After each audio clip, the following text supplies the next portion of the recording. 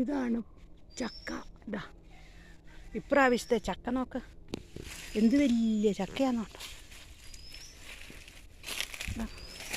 ഇത് കണ്ടോ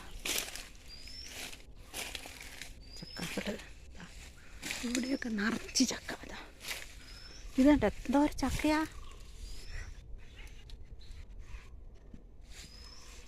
ഇത് മണ്ടയ്ക്ക് ചക്ക.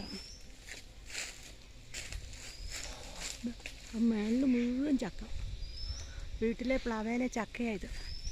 എൻ്റെ അല്ല, എൻ്റെ അമ്മയൊക്കെ താമസിക്കുന്നിടത്ത്. പഴുത്തിട്ടൊന്നുമില്ല. വലിയ ചക്കകൾ നിറയെ ചക്കയുണ്ട് താഴെ.